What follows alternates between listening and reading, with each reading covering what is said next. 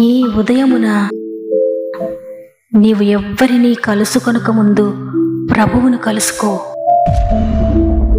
నీవు ఎవ్వరినీ చూడకముందు ప్రభువును చూడు. నీవు ఎవ్వరితో మాట్లాడకముందు ప్రభువుతో మాట్లాడు. నీవు దేనిని వెదకకముందు ఆయన రాజ్యమును నీతిని వెదకు.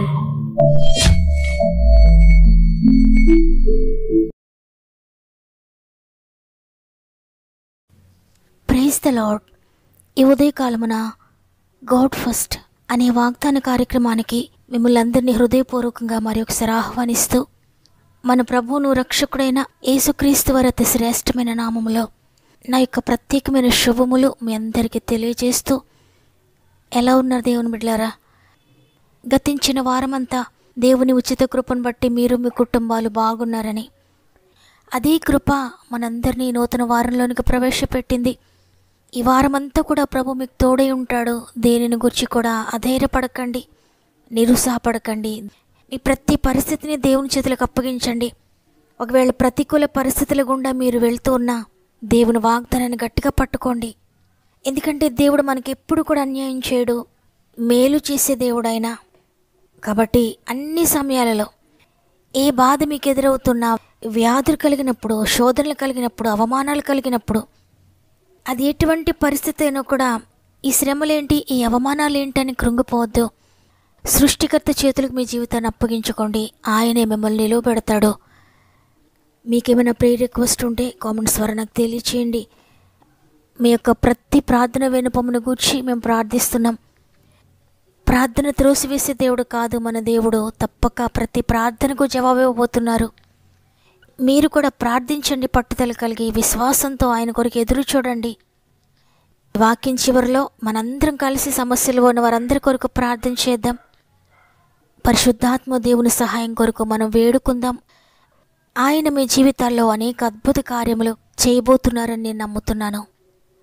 సమస్త మహిమ, ఘనత, ప్రభావములు దేవునికి చెల్లునుగాక. ఈరోజు ప్రభు మనకి ఇస్తున్న శక్తి కలిగిన వాగ్దానం యెషయా గ్రంథము 41వ అధ్యాయము 14వ వచనము. భయపడకుడి, నేను నీకు సహాయం చేయుచున్నాను.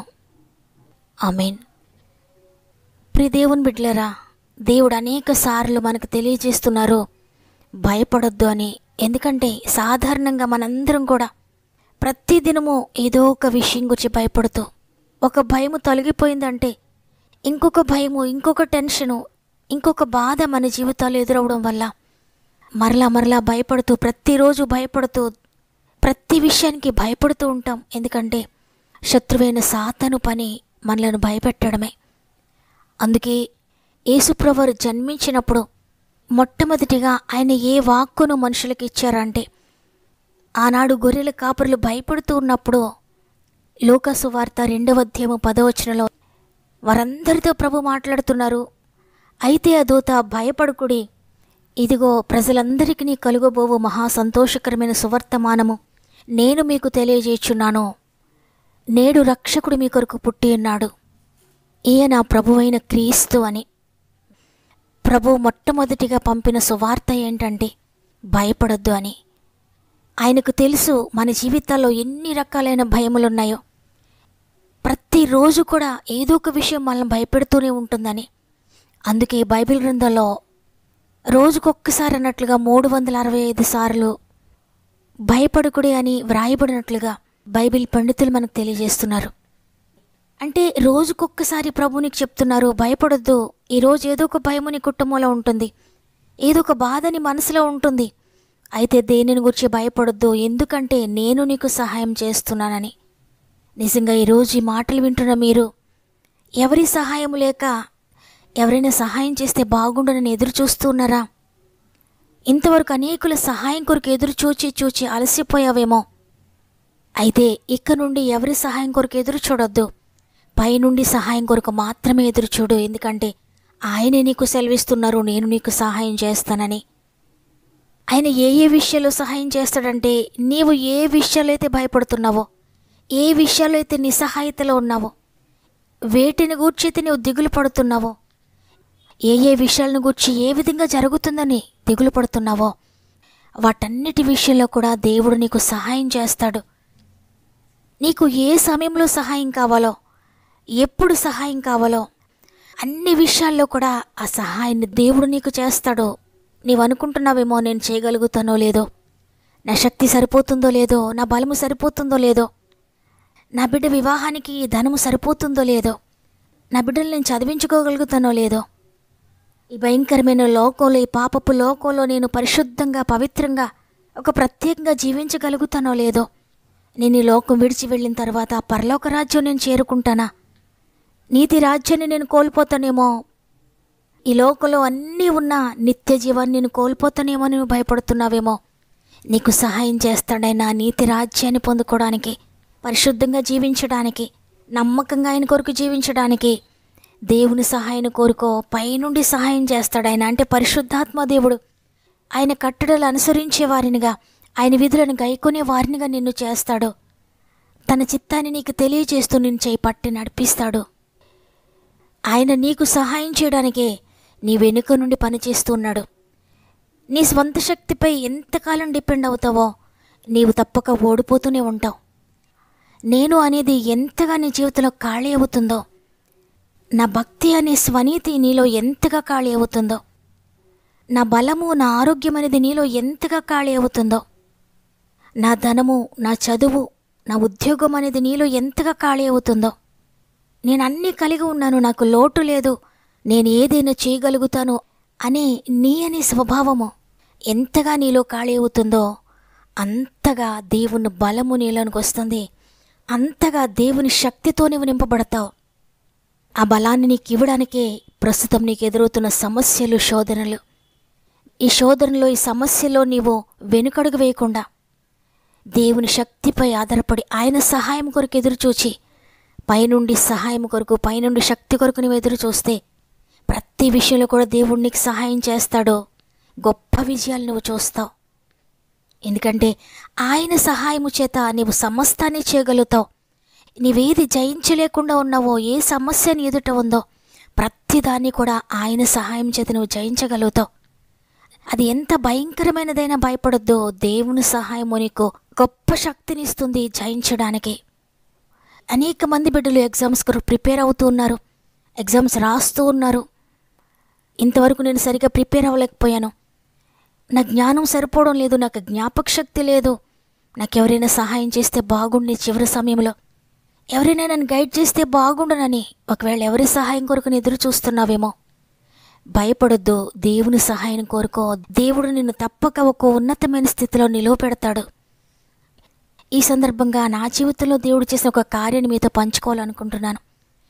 నేను ఇంటర్మీడియట్ చదువుతూ ఉన్నప్పుడు ప్రారంభంలోనే టైఫాయిడ్ రావడం వల్ల నేను ఒక నెల రోజులు కాలేజ్కి వెళ్ళలేకపోయాను. అంటే ఒక నెల రోజులు లేట్గా కాలేజ్కి వెళ్ళడం ప్రారంభించాను. అయితే నేను తెల్లవారుజామున ప్రార్థిస్తూ ఉన్నప్పుడు అనుకోకుండా ఒక ప్రార్థన చేశాను. తండ్రి, కాలేజీలో నన్ను నీ మహిమ కొరకు నిలబెట్టుకోండయ్యా, నేను ఏం చేసినా నీ మహిమ కొరకే చెయ్యాలయ్యా, నీ చిత్తమైతే ఇంతవరకు కాలేజీలో ఎవ్వరికీ రాని మార్క్స్ నేను తెచ్చుకోవాలయ్యా, నాకు సహాయం చేయండి. నా జ్ఞానాన్ని బట్టి కాదయ్యా, నీవు కనుక నాకు సహాయంగా ఉంటే నేను జయించగలుగుతానయ్యా అని ప్రార్థించాను. సంవత్సరం అయిపోయింది, నేను ఎగ్జామ్స్ రాశాను. సెకండ్ ఇయర్లోకి వెళ్ళిన తర్వాత ఒకరోజు సడన్గా మా కాలేజ్ ప్రిన్సిపాల్ వచ్చారు మా క్లాస్లోకి. అది చాలా పెద్ద కాలేజు, గవర్నమెంట్ డిగ్రీ కాలేజ్ అది. ప్రిన్సిపాల్ గారు ఎప్పుడు కూడా మా క్లాసెస్కి రారు. అయితే సడన్గా ఆయన వచ్చేటప్పటికే మేము ఎందుకు వచ్చారు అని అనుకుంటూ ఉండగా ఆయన నా పేరు పిలిచారు. కెలిటా మోజెస్ ఎవరు, ఒకసారి లేచి నిలబడమ్మా అని. నా పేరు ఎందుకు పిలిచారు అన్నట్లుగా నేను లేచి నిలబడి సరే నేనే అని చెప్పాను. అప్పుడు ఆయన చెప్తూ ఉన్నారు, అమ్మా ఫస్ట్ ఇయర్ రిజల్ట్స్ వచ్చాయి, నీకు చాలా మంచి మార్క్స్ వచ్చాయి. ఈ కాలేజ్ స్టార్ట్ చేసి 35 years అవుతుంది. అయితే ఈ సబ్జెక్ట్లో ఇంత ఎక్కువగా ఇంతవరకు ఎవరికి మార్క్స్ రాలేదు. నీవు కాలేజ్ రికార్డ్ బ్రేక్ చేసావమ్మా అని చెప్పారు. ఆ సమయంలో నాకు గుర్తొచ్చింది నేను చేసిన ప్రార్థన. తండ్రి, చిన్న ప్రార్థన నేను చేశాను, నిన్నొక విషయాన్ని అడిగాను. నేను ఇంత చిన్న ప్రార్థన కూడా మీరు విన్నారు, విన్నదానికి ఈరోజు మీ ప్రతిఫలం ఇచ్చారు. ఏ యోగ్యత లేని అజ్ఞానురాలైన నన్ను నీ మహిమ కొరకు నిలవబెట్టావని నేను ఎంతగానో దేవుని స్తుతించాను. నిజమే, మన జ్ఞానం సరిపోనప్పుడు, మన శక్తి సరిపోనప్పుడు దేవుని సహాయాన్ని కోరుకుంటే, ఆయన చేతులకు మన జీవితాన్ని సమర్పించుకుంటే నిజంగా ఆయనే దిగివచ్చి మనకు సహాయం చేస్తాడు. ఆయన సహాయం చేస్తే మనము దేనినైనా దాటగలుగుతాం. ఎన్ని సంవత్సరాలుగా జరగని కార్యమైనా దేవుడు నీ జీవితంలో అద్భుతం చేస్తాడు. ఈరోజు ప్రత్యేకంగా ఎగ్జామ్స్ రాస్తున్న బిడ్డల కొరకు దేవుడు మాట్లాడారని నేను నమ్ముతున్నాను. మీరందరూ కూడా దేవుని బట్టి ధైర్యం తెచ్చుకోండి. ఆయన నేను నీకు సహాయం చేయబోతున్నాను, భయపడొద్దని సెలవిస్తున్నారు. కాబట్టి ఇక నుండి భయపడకండి. మీరు జ్ఞానహీనులైన దేవుని మీద ఆధారపడి చదవండి. దేవుడు తప్పక మీకు జ్ఞానం ఇచ్చి, జ్ఞాపక శక్తినిచ్చి, ఆయన దగ్గరుండి మిమ్మల్ని గైడ్ చేసి ఒక ఉన్నతమైన స్థితిలో మిమ్మల్ని నిలవబెట్టబోతున్నాడు. నమ్మిన వారందరూ కూడా ఒక్క నిమిషం నాతో మోకరించినట్లయితే ప్రార్థన చేద్దాం. ప్రేమగల తండ్రి, నీకు వందనాలు. తండ్రి, గడిచిన వారమంతా మాకు తోడుగా ఉండి ఈరోజు మమ్మల్ని ఈ విధంగా బ్రతికించి నిలబెట్టుంచారు. నూతన వారంలోనికి మమ్మల్ని ప్రవేశపెట్టారయ్యా. మీ కృప కొరకు వందనాలు చెల్లిస్తున్నాను. ఈ వారమంతా మా ఆత్మీయ కుటుంబం అంతటికి తోడై ఉండండి. ఈ వారంలో వారు ఏ పనులు చేయాల్సి ఉందో, ఏ ఎగ్జామ్స్ రాయాల్సి ఉందో, ఎక్కడికి వెళ్ళాల్సి ఉందో, ఏ పనులు, ఏ భారాలు, ఏ బాధ్యతలు వారి మీద ఉన్నాయో వాటన్నిటిలో కూడా మీరు జయం దయచండి. ఈరోజు వాగ్దానం చేశారు, భయపడకండి, నేను నీకు సహాయం చేస్తానని. తండ్రి, ఈ వాగ్దానం ఇచ్చిన దేవుడు నమ్మదగిన వాడవు. మాట ఇచ్చి వెనక్కు తీసుకునే దేవుడు కాదయ్యా, తప్పక నెరవేరుస్తావు. ఎవరి జీవితాల్లో అంటే నమ్మిన వారందరి జీవితాల్లో ఈరోజు ఎంతమంది నమ్మి మోకరించి ప్రార్థిస్తున్నారు, వారందరి జీవితాలు ఈ వాగ్దానము నెరవేర్చబడునుగాక. వారిలో నుండి భయము తీసివేయబడునుగాక. అది ఎగ్జామ్స్ గురించి భయమైన, అది జ్ఞానహీనులమనే భయమైన, అప్పుల గురించి భయమైన, అనారోగ్యం గురించి భయమైన, పాపమును గురించి, వ్యసనాలను గురించి భయమైన, కోర్టు బంధకాల గురించి భయమైన, కుటుంబ కలతలను గురించి భయమైన, పొలం వివాదాలు, స్థల వివాదాల గురించిన భయమైన, దిగులైన, గర్భంతో ఉన్నాను, డెలివరీ టైంలో ఎలా ఉంటుందో అనే భయమైన, నా కుటుంబం ఎలా ముందుకు సాగుతుందనే భయమైన, బిడ్డల గురించిన భయమైన, వివాహాల గురించిన భయమైన, ఉద్యోగాల గురించిన భయమైన, నిందల గురించైనా, అవమానాల గురించైనా, ఇక గర్భఫలం రాదేమో అనే భయమైన, ఏ భయమైనప్పటికీ కూడా ఈరోజు సెలవిస్తున్నారు, నేను నీకు సహాయం చేస్తానని. తండ్రి, ప్రతి ఒక్కరికి మీరు సహాయం చేస్తున్నందుకు వందనాలు. మా ఆత్మీయ కుటుంబం ప్రతి కుటుంబాన్ని లేవనెత్తండి అయ్యా. ప్రతి ఒక్కరి జీవితంలో అద్భుతాలు చేయండి.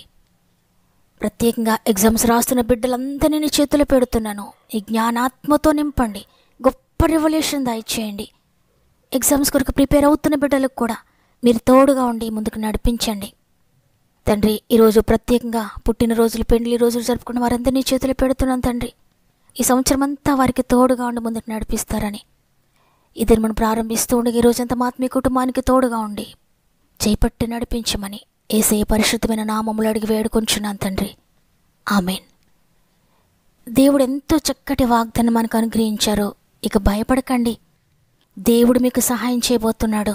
ఈ వాగ్దానం నేను నమ్ముతున్నాను, తప్పక నా జీవితంలో దేవుడు నెరవేర్చబోతున్నాడని విశ్వాసం కలిగిన వారందరూ ఆమెను కామెంట్ చేయండి.